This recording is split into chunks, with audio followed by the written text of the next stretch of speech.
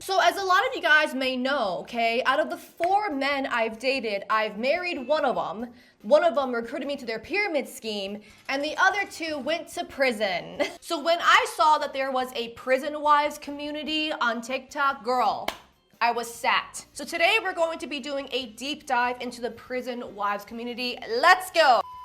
Just a really quick disclaimer, this is going to be a comedic, unserious video about prison dating, okay? Mostly about women that seek out men after they are locked up. This video will not talk about the horrendous justice system and policing system that we have in this country. However, I will link and post a comment down below for you guys to link any articles or videos where people can get more educated on those things. This video, however, is going to be a comedic, unserious video about prison dating as someone who has dated 2 prisoners. So please use your discernment and your sense of humor for this video, okay? If there's any community review I've done on this channel that I can relate the most to, it would be this one, okay? So I first became intrigued with the prison wives community when I saw videos like this that came across my For You page. These are like these day in the life of a prison wife vlogs. On my way to visit my fiance in prison, who I've only met once in 2023, and it's her driving 6 hours. So this girl has been with this man for 3 years, okay? They met after he was locked up. They got engaged, and this is like the first photo, I believe, that they took together after they were engaged. This photo right here. 3 years. Oh my God. This would have done numbers on a 2008 episode of Dr. Phil. Let me tell you, it would have been her and Catch Me Outside girl. Why is he acting like he's doing her a favor for her being there? They look like 2 siblings that just fought on their family Euro trip. So of course, the comment section was like, girl, you are too good, you are too pretty to be doing this shit. What are you doing? And then she proceeded to post this video. Y'all keep saying there's so many men, like, I know, like, I know you can see me too, like, I know, I'm not hungry for men, I'm hungry for that one, I want that one, I want the golden goose and I want it now. Guys, I blame book talk for this. I feel like she read the book like Intimate Inmate and is just now living out her smut novel fantasy, okay? This is I can fix him, final boss. If this is your taste in men, this is the exact one that you want. I'm questioning your tastes in other things, you know? Yeah, my favorite restaurant is Quiznos. That's the best fast food chain here in America. You know what we need in movies? More James Corden. The only man I need is an inmate who can't even look me in the eyes after being engaged for 3 years. Do you see how insane that sounds? You sound like a Quiznos James Corden fan. But don't worry, you guys, there's a happy ending, okay? She found out that this man did cheat on her while he was in prison, and she broke it off, and she's already on TikTok making the breakup emo Riverdale quote type post. So she's a free woman now, you guys. Yes. She got away. She got away. Welcome to the Bad Girl Club. Okay, we got Diva Cups. We got the Cardi B whipped cream vodka shots in the back. Go ahead and take some. If anyone wants to know what it was like to follow me in 2015, okay, it would be this. I would not be surprised if all of this experience led her to, twerk in a colonial dress for TikTok views. Just saying. Are you considering marrying an inmate because the dating scene is that bad? Are you looking for something that can give you all the pleasure that you deserve without the drama? Well, our sponsor of the day, Lelo, has the best alternative for us with their new toy, the Ina Thrust. So most pleasure toys and ex-boyfriends have the same issue, which is jackhammering. It's this repetitive mechanical motion that takes you out of it because it's super unnatural feeling. But that's why Lelo invented the Ina Thrust. This is a rabbit massager that is designed to create dynamic sensations that mimics natural motions instead of that repetitive mechanical stuff. And of course, with Lelo being a luxury celebrity loved brand, all their toys are sleek, durable, aesthetic, and in the market to potentially be your next partner. I mean, for one, he's a multitasking king. He's got 16 intensity levels and 10 different vibration patterns. He's also super easy to clean and to travel with him being 100% waterproof and 100% silicone. And of course, the best part, he'll be available for your pleasure anytime, anywhere you need it. So if you're interested in the Ina Thrust, go ahead and check out Lelo in the description down below, or use my code MISSY20 for a stackable 20% off. Thank you so much, Lelo, for sponsoring today's video, and let's get back to the content. So yes, after seeing a lot of these videos, I went down the rabbit hole and I wanted to find out like the whole process around how to be a prison wife. So today we're going to be looking at 1, how do we date an inmate? 2, what are these prison relationships like? And 3, the why behind the prison wives. So let's get started with chapter 1.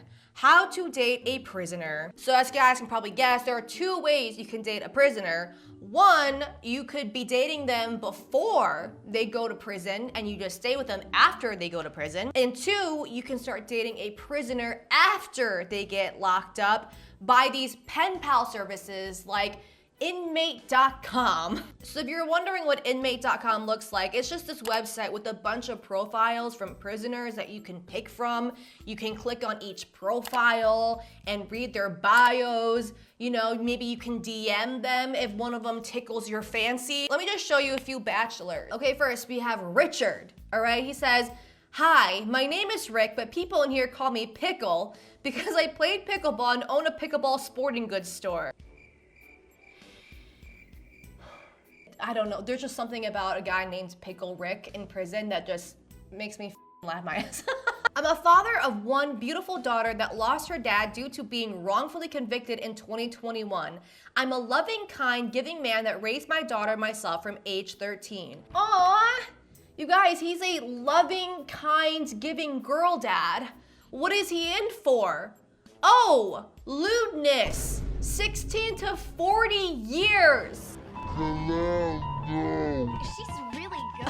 I don't even want to know what demonic that this man possibly did to get 16 to 40 years for lewdness. That's like the length of a murder charge. Bro must have been letting his pickle loose in a white neighborhood 8,000 times. Also, what the is this photo?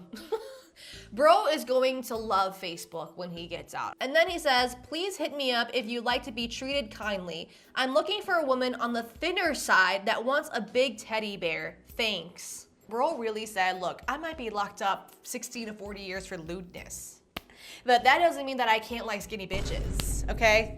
Okay, bachelor number 2, we had Francisco. "Hello, I'm a single man reaching out to find that one woman who is hoping to discover a friend who cares and understands, as well as be there for her. With only 2 years left, I'm excited and will avail myself to a companion who is self-aware, illuminated, and open to discuss an array of subjects as we share some laughs and get to know one another." If you bitches can't talk about esoteric, high-frequency topics, don't even reach out, bitch. Don't even. "I'm adventurous and ambitious to get out and start working to get things going. I have a great sense of humor and a wondrous outlook on life." You guys, he's an ambitious, outgoing, funny guy. What is he in for? Oh, attempted of the president, 40 years. He's been in prison since 1994. Guys, I wasn't even alive. This man was locked up before I was even born. Bruh, why are all these men talking like they're the hottest shit on a season of Love Island? Like, I'm reading all these bios and I can already picture them rubbing their hands and licking their lips the entire time. I'm also tired of these ass Facebook uncle ass photos. We need like Love Island tier promos for all these men. This week, a hot new bombshell enters the villa. Hey, I'm Pickle Rick, and I'm in prison for lewdness. If you're a skinny bitch and you want some of this pickle, hit me up on Inmate.com. Okay, sorry, let's keep going. Bachelor number 3 is Donald, okay? He says, "So I'm looking for a beautiful woman who's down to earth and is willing to take a little time out of her day so we can talk and get to know each other. I'm open for friendship or even a relationship. If you're out there, get at me. I don't bite. I'm just very outgoing and at times I can be very funny." You guys hear that? He's outgoing, he's fun. He doesn't bite. But you know what he does do? Vehicular homicide. 8 years. You know what, you guys? I feel like at least Inmate.com is better than Tinder. and that at least you can see their crime. They need to implement that feature on like all the dating apps, you know? Like every single person that you see on the dating apps, it tells you exactly why they're single and why they're on the apps. Aw, Kyle seems nice. He has a dog. He likes to ski. I wonder why he's on Tinder. Oh, because he cheated on his girlfriend of 10 years and donates to Elon. Oh. Like, wouldn't that be so helpful? Also, here's my That's So Raven vision for the future, okay? The second that Luigi gets on Inmate.com, their servers are going to crash. There's gonna be at least 100 terabytes of 4K pics on Inmate.com, okay? I'm just saying. That brings me to chapter 2. What are these prison relationships like? So now that we found our man on Inmate.com, what do these prison wives do? And what are the things they talk about? One of the most common sentiments I've seen amongst the prison wives is flexing about financially supporting their inmate boyfriend. And then they post stuff like this, which is a very, very popular sound on TikTok. Bitches be like, I can take your man if I want to. And I'd be like, cool. Here go the last letter that he wrote me. It's got his address, his inmate number. Make sure that you put money on his books on Sunday by 8 o'clock. So that way he can get his commissary, aka stow, by Wednesday. Visitations are at 8 a.m. sharp. I can take your man if I want to. And then the response is, no you can't because I give him money. Is that a flex? I just want to show you guys, look at the amount of prison wives that are using this sound, like as if this is like a thirst trap, as if this is like a flex. Do you guys have a literal fetish for immature boys that you need to take care of? You guys literally watch Caillou have a breakdown that he can't go to the circus and his mommy gives him a popsicle and you're like, that's me, my man. Here are a couple more videos of people flexing about having to give their prison husband money. So you met him in February, and in March he needed money. Yes. Okay. Ding-a-ling-a-ling-a-ling-a-ling-a-ling. Mom, can you send me $4? Mom, can you send me like $18? Mom, can you send me $8? Mom, can you send me 20? Is this a recession indicator? Is this a CIA operation to hold back women? Because what are we talking about? Like, what is this? We're gonna give our man-child money so we can buy little things at the commissary store? Like a mom giving her son money to buy spy gear at the Scholastic Book Fair? It just blows my mind. Another common sentiment I've seen amongst the prison wives is flexing about like this special bond you have, like this extra strong sense of loyalty you have because your man is locked up. Crazy, they say I'm crazy, I say I'm 10 toes. Holding him down while he locked behind doors.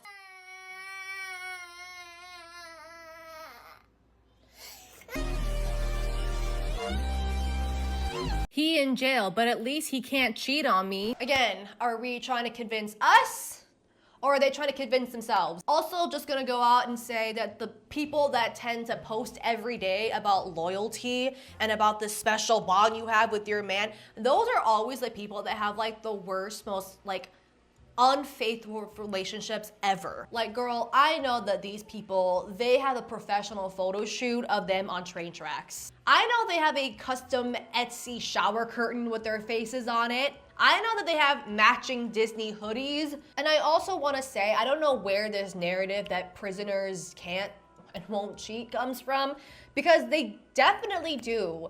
And they definitely do cheat with other women. I mean, like, look at the comments, right? Who's gonna tell her? You would be shocked. Oh, you must be new here. Who's gonna say it? Girl, they cheat in jail too. I mean, yeah, like obviously these men are not above cheaters. Do you guys really think that Pickle Rick that's in for 40 years for lewdness isn't trying to share his pickle with other bitches on Inmate.com? Really? Another common sentiment I've seen amongst prison wives is this whole like almost fetish for like, mama, I'm dating a bad boy. Mama, I'm in love with a criminal type relationship. The best example of this is Jade Chipps, who was married to Chris Chipps, and they are a couple on the TLC show Love During Lockup. So while Chris was serving his 31-year prison sentence, Jade was on one of those like Inmate.com or pen pal services, and she started dating Chris specifically because she said he was hot. I would say that she's looked up upon in the prison wife community because her husband Chris is part of this Prairie Island Indian community that owns a casino. So he gets about $12,000 a month just from that. And all of that money is going towards Jade, so she doesn't have to work. She gets to have the bad boy, but he's sending her money instead of her sending him money. And then she goes on and posts stuff like this. When women find out my husband in prison takes care of me, but their man in the free world can't even buy them flowers. Hi, ladies. How you doing? I wanna kill you! Oh, yeah. Take a number, honey. When I tell my sister my husband is paying for our dinner. And for the lady, perhaps a salad? Perhaps not. I'll have the steak smothered in onions, a rack of ribs, pasta with extra garlic. This big boy was sent to me for Valentine's Day. This costs more than most people's car payments, honestly. This is real silver and turquoise. This might have cost like $600 to $700. This is the type of that your unemployed friend that owes you $50 be posting on their Snapchat story. I swear to God. Throughout the show, it seems like Jade and Chris do kind of have this intense, almost toxic relationship. Here's a clip of Chris being extremely controlling over Jade. Every time you have a party or anytime you're doing something, you literally never answer the freaking phone. It's not that hard to answer the phone. I know, but you have to understand that like I'm with my friends and family right now. Yeah, but I mean, it's not that hard to answer the call, Jade. I can't answer the phone every 20 seconds. Well, maybe you should just stop calling so much. But every single time that they get into a fight or something, Chris then just showers her in lavish gifts that, according to her, equals about $1 million. Didn't he like buy you the camper like after y'all had fought, like had a big fight? Mm-hmm. Yeah. Let's add this up.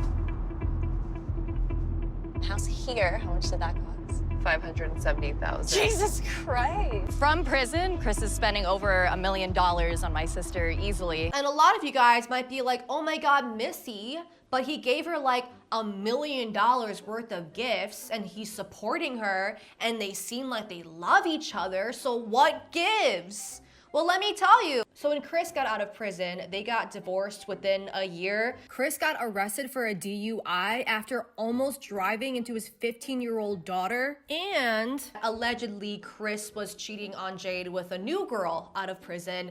And now that girlfriend has put a restraining order on Jade. I guess the reason why I wanted to share this story with you guys is just because this is kind of like the best case scenario for most prison wives. Like for 6 years, she was dating the hot bad boy that she was flexing all over TikTok, and he was just sending her exponential money from prison. This man is funding your gold tier Costco membership and you don't even have to make him pizza bagels for the Super Bowl party. I mean, like that just seems like the best of both worlds. But as soon as he gets out, then he's aggressive and mean and cheats on her and puts a restraining order on her. It just goes to show what happens when like you go into these relationships with a fantasy in your head and then you get like a really quick reality check the second he gets out. And that brings me to chapter 3, the why behind prison wives. So why do these women date inmates? There were a few theories that I wanted to show you. One theory I've seen is the passport bro theory. And this theory says that these women see that these men are locked up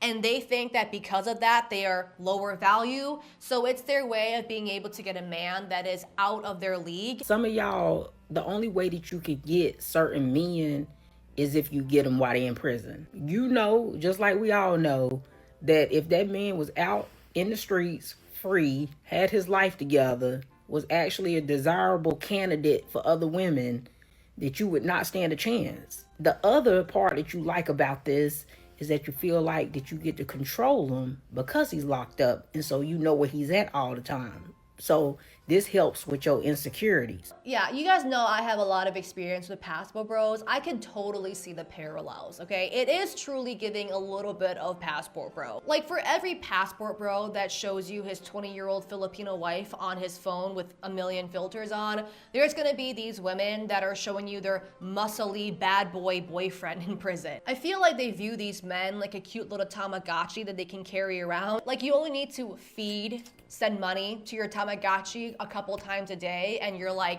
okay, that's it. And then you get to brag about having a hot husband to everyone around you. Another theory I've seen is that these women like inmates because they feel like they have this special emotional bond with a man that's locked up. Like it feels a lot more romantic in their minds. A lot of women in these relationships that are with men that are incarcerated or meet men in incarceration, it's a lot of emotional intensity that comes from that relationship. Because I wasn't able to reach you, so the moments that we did get to talk, the moments that we were able to reconnect and stuff, it was so much emotional intensity behind each conversation. He's in a vulnerable state, and he can tell you everything you ever wanted to hear in your life. He can make you feel everything you've ever wanted to feel in your life.